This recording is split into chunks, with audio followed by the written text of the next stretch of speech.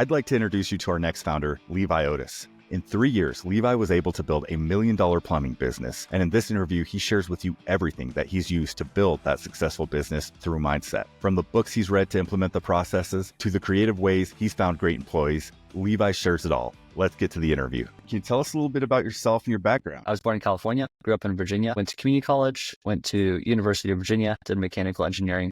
And during that process, kind of decided I want to start a business. And so started with my close friend, Thomas. What inspired you to start a plumbing business over anything else? Yeah, so we knew we wanted to start a business mostly because we just read a ton of business books. And so we looked at a lot of different types of business, almost bought a coffee shop.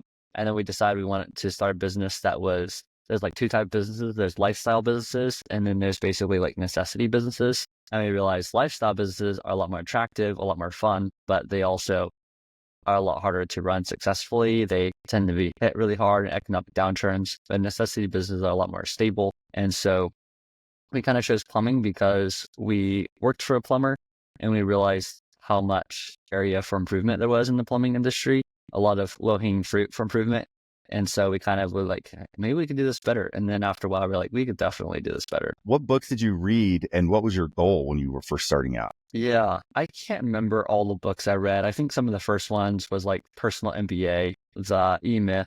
At this point, I've read a lot of business books, but those are probably some of the main ones where I was like, I would love to get into business. I'm sure you had to go to some type of trade school, something like that, to make your dream a reality. Yeah.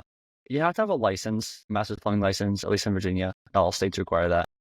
You can do like 10 years of experience in plumbing and then sit down and take the exam, or you can do like a short amount of schooling and then more schooling and then a short amount of experience. And so I ended up being able to use my associate's degree to like shorten the time. So I think I had to have like 4 years of experience, 2 years of schooling, and then did the test. And that was probably the main thing that I needed to get in order to like start it. You guys have created a massive business, like $1 million business. But before we get to anything like how you've gotten traction, I'd like to start into the early days and kind of work our way with the story and how you built that along. So when you were first starting out, did you guys focus on any specific offerings or niches like commercial, residential, or have you had just an entire full plumbing service the entire time? We do believe that like it's really important to focus in business. And if you don't focus, you end up being able to do nothing well and can't really systematize everything because it's just a little chaotic. And so we did plumbing, and a lot of people are like, you should do some electrical or HVAC or things like that. So we're like, just plumbing. We didn't do new construction, didn't do gas lines. And I think even over the process, we've kind of refined it a little bit more of like not really subcontracting work and not really commercial. And so we're kind of still in that refining process now, but I would say we started with like kind of like more plumbing. And then I think we're like slowly have started to narrow down a little bit more. When I was researching for this interview, I saw your reviews, and I'd like to talk on this more specifically, but your reviews are insane. But when you were first starting out, you don't have any reviews, you don't have client trust yet. How do you gain your first few clients, and how did you approach them and earn their trust? We made a Google profile pretty early on like Google Maps, and I think that was helpful. And I think it was a little bit like word of mouth at first, as far as like, I think we made like Instagram page, and I think like some friends and family like posted on Facebook, like, hey, these people are starting up a plumbing company. And so I feel like that was probably the first thing. And then we tried a bunch of random things to get customers. We tried doing like Facebook ads, tried doing like yard signs in the ground around town. And I don't think any of it was that effective, like not worth the effort or the cost, but it was like, it helped us get a little bit of traction. We hear like there's this large shortage in home service companies, such as like electricians and plumbers. Did you have any problems scaling due to competition? Yeah, not really, especially where we live. There's a huge shortage of plumbers. I think all over, but not really any competition, I would say. And I would say we don't really like believe in competition. We try to help all the other plumbers in our area as much as we can. But I would say the toughest thing in running a service company is not getting work, it's getting employees. I say high quality employees are the tough thing, which I can talk a little more about later, but I think that's probably been the biggest struggle. The biggest thing we have to really like push for and work on. Do you mind talking about revenue? No, not at all. So first year we did like 340K, I think. And then second year we did, I think almost 600, like 592 or something like that. And then this year, I think we'll be doing around 1.1 million. Wow, So good. it's been about 70% a year. And how many people is that with? So there's me and my business partner, Thomas, and then there's 5 employees that we have. One office person, 2 people that run their own vans, and then 2 trainees. Moving into the marketing side of things now, your business has almost 400 reviews on Google, and every single one of them is 5 stars. I mean, you don't ever see that hardly in any space, right? To reach that kind of number, you must have done extremely good work, obviously. What else did you do to push people to leave a review? I do have to clarify, someplace on Google, there's like local service ads. And so local service ads and the Google profile kind of separate the reviews. So we have gotten 1 3-star review, but it doesn't show up everywhere. So not quite perfect. But the biggest thing I would say is we started using a platform called Podium, which is like communications platform. I'd highly suggest it. It basically like allows technicians to communicate with the customers, and then you can sign conversations to different people depending on like who was there last or who's going there, or maybe the office needs to like finish up the conversation. So Podium is an amazing thing. And they also have some automation things. And so after every checkout we do in Service Titan, it automatically sends them a text and say, hey, if you want to leave us a review, here's the link, which take about 30 seconds. As I think just having it accessible and then a reminder, I think really helps people leave a review. So you guys regularly post fun, interesting, educational type of videos and content on Instagram. Is there any way you guys have been able to track how much business has come directly from Instagram? So that's what I want to get to is we actually don't plan on getting any business from our Instagram. And I would say that's not the goal of it. And so I know a lot of companies do that, but our kind of mindset around it is that social media is the best way to get employees. And so it's kind of in business, I realized more and more that you actually have like 2 funnels. You basically like trying to market to your customers and get them and like basically like convince them to be part of your business, see the value in it, and like end up purchasing with you.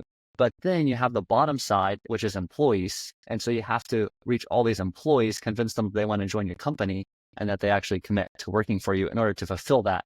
And so you basically have like bringing together 2 sides of things. And I think based on the nature of it, I think social media is really good for finding employees, because if you show like inside of your company, kind of what's going on there, they are like, wow, this is a cool company. But if we just posted ads, I've been like, hire Streamline Plumbing, we do high quality work, then like no one's going to care. And so I don't think we've done a single like promotional type thing for our service. We just try to make it fun. We try to show what's going on in our company.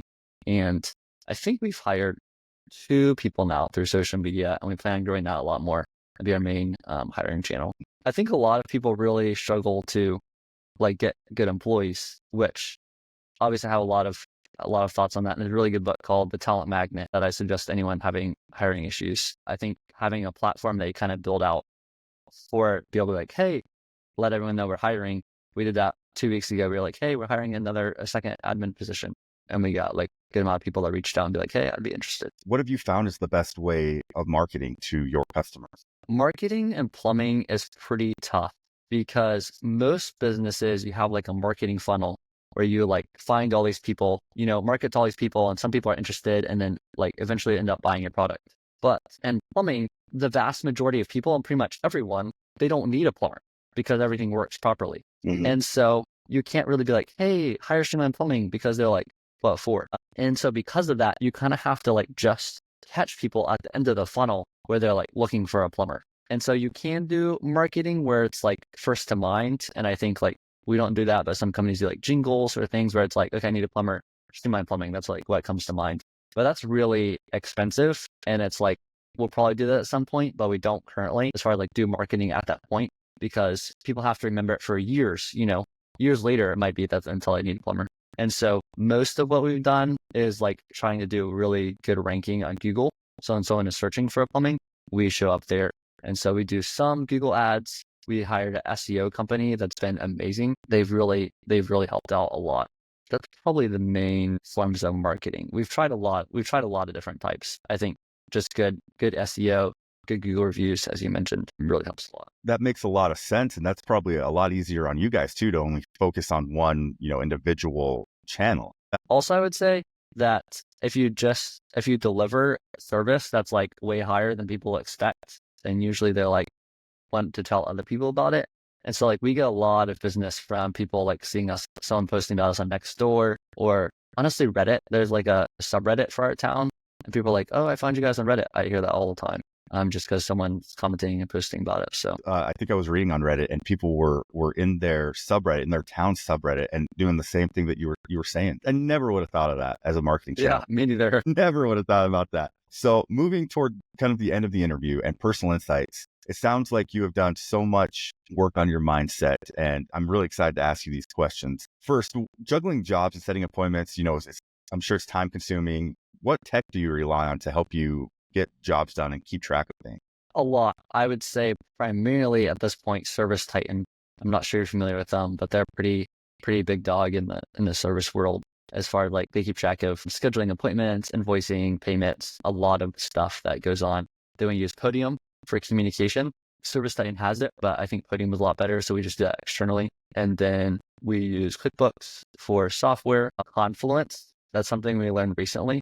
I don't know if you've heard of them, but they are, I've learned a lot of big companies use them. And it's like kind of a mix between like a web page and a Wikipedia page for internal information on your company. And it's only for employees. But as you like grow, you just get so much information about like booklets and references and like employee growth and like good practices and sales techniques or whatever it is. And you just end up with like 100 million documents and files and stuff. And so it just kind of like puts it all together, and you create a web page, you just linked, and you have a page for like admin, a page for like technicians, a page for like trainers. And so Confluence has actually been really good. Currently, what's the biggest challenge you're facing in your business right now? I would say training. We kind of have a philosophy of getting the best employees is finding people we hire for people skills, work ethic, and giving, people that are very giving people. And so that's what we target. And then we try to find people that fit this category, and then we train them to do plumbing. It takes around like a year, which if you're paying someone, it costs like $30,000 to train someone. And so we're currently training our third or fourth person right now, and it's gone pretty smoothly, but we're just trying to create better systems for training people more effectively for them being higher quality technicians when they got on their own. And so I would say that's kind of been our biggest struggle right now. So as a business owner, and this question is what I'm really excited to ask you, is there any education, books, courses, anything that's made a big impact on your business, on how you run? Yeah, I think books, the only reason we're successful is because being a business partner read business books. Like I really don't think we would be. And I've talked to a lot of business owners at this point, and I found all the ones that don't read business books, some of them are successful. Sometimes they are successful, but almost always they work like 60, 80 hours a week. And the business stresses them out, and they don't love it after 5-10 years. And so I highly suggest reading business books. And I listen to them while I'm working, while I'm driving. And we actually have all our employees listen to them as well. So we have a whole book list. So to answer your question of like, what's the best one to listen to? I think it kind of depends on the situation. But I think the Talent Magnet is a good one. I think the E-Myth is a great one. I think Who Not How is a really good one, especially people that have already started a business. Really good. He's written some other books. I think maybe one of the best business books ever written, I would say. But basically, I've kind of thought of it as like, if you don't have any knowledge and you're trying to start a business, you're kind of like working uphill to try to start your business. And I think the more books you read, the more it tilts like this. And I think that there is a critical point where you've read so many books that it's actually like, you almost like can't help but be successful because of what you know. Because it just seems so obvious to you. You walk into the business and you're like, I don't know how they're not getting it. Well, I totally understand what you're saying. And I think the way you put it was beautiful. Like just that you talked to so many of these business owners, and with just a few pieces of information, taking a little bit of time to read, they could implement processes and procedures and just be so far ahead of where they are now. There's a question I like to ask every entrepreneur I interview. I feel like it gives context to how you got to where you are. And that question is, what was your childhood like? Did you always want to own your own business? I think when I was pretty young, I think mechanic is what I said for a wannabe job. And then it turned into civil engineer and then mechanical engineer. And I think I love the idea of making things more efficient. That was kind of like deep in me, I guess. And then I started reading like people skill books, like How to Have Confidence and Power in Dealing with People. I think is a really good one. How to Influence People. And that like, be like, oh, wow, I'm going to learn. And then that kind of self-help books bridge with business books. And so I ended up reading business books on accident just because there's a lot of overlap. And so that is kind of what made me want to start my own business, which probably I think was in high school. What advice do you give to someone looking to start their own business? Yeah, I think the biggest thing you can do is learn. I think with knowledge is so powerful. I think for every dollar you spend on a knowledge book, you have like 1,000 times return on it.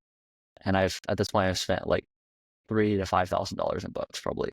And I can say it's like by far the best money I've ever spent. So if you're ever resistant to being like, just pay to make it as easy as possible to learn. Pay for Audible subscription. It's expensive, but it's worth it. And just find good books. There's a lot of good book lists for business owners, whatever. And just listen to them while you walk, while you drive. I think I've really seen it in other people as well. I've started listening to them and be like, wow, my life is so different than I would have been otherwise for the rest of my life. Levi Otis, thank you so much for joining us. You have shared so many interesting things of how you gain employees, how you've managed to build $1 million business, and I'm just stoked to talk to you. So thanks so much for joining us. Yeah, of course. It's been fun being here.